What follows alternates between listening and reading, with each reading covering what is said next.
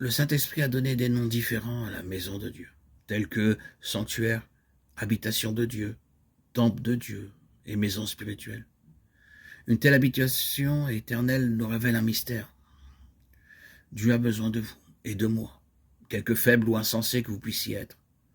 Dieu vous désire cependant pour une telle habitation. Un homme riche emploiera des matériaux de première qualité pour construire une maison. Un roi emploiera les meilleurs matériaux rassemblés de différents pays pour construire son palais. Mais le Seigneur Jésus-Christ emploie un haillon souillé, une chose impure et une feuille flétrie pour construire la maison de Dieu. Telle était notre condition lorsque nous sommes venus à lui. Nous sommes devenus très précieux à ses yeux. Et chacun d'entre nous, quelque faible et insensé qu'il soit, peut devenir une partie de son habitation éternelle. Voilà le mystère. La maison construite par Moïse correspondait au modèle que Dieu lui avait montré. Elle n'était qu'une ombre de la maison que le Seigneur Jésus-Christ construit maintenant. Dieu a maintenu Moïse au désert pendant 40 années, et ensuite sur la montagne pendant 40 jours, pour le libérer de toute sa sagesse propre. Là, sur la montagne, Dieu lui a donné le modèle céleste de la maison qui devait être construite. Et il l'a aussi averti de prendre soin de bâtir d'après le modèle qui lui avait été donné. Regarde et fais d'après le modèle qui t'est montré sur la montagne, Exode 25, 40.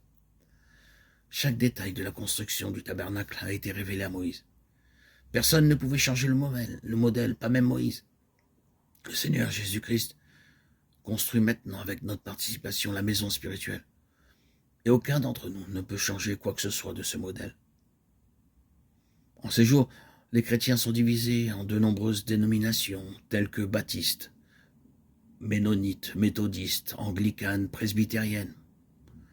En se constituant ainsi en groupe, les gens ont amené beaucoup de changements. Des ténèbres et de faux enseignements se sont également infiltrés dans l'Église. En construisant le tabernacle, Moïse a strictement respecté tout détail que Dieu lui avait donné.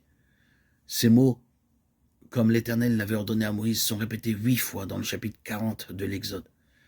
C'est seulement alors que la gloire de Dieu a rempli le tabernacle. Si Moïse n'a pas pu se permettre la moindre altération en construisant la maison matérielle, comment pourrions-nous nous le permettre quant à la maison spirituelle? Mais beaucoup de serviteurs de Dieu opèrent ces changements et exécutent l'œuvre de Dieu avec la sagesse humaine. Et nous ne pouvons que constater au milieu de défaites, manquements, stérilité et obscurité.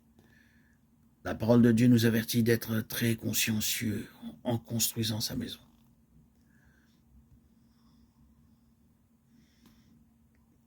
Il nous faut rester sous la seigneurie, la souveraineté et la royauté du Seigneur Jésus-Christ et suivre ses enseignements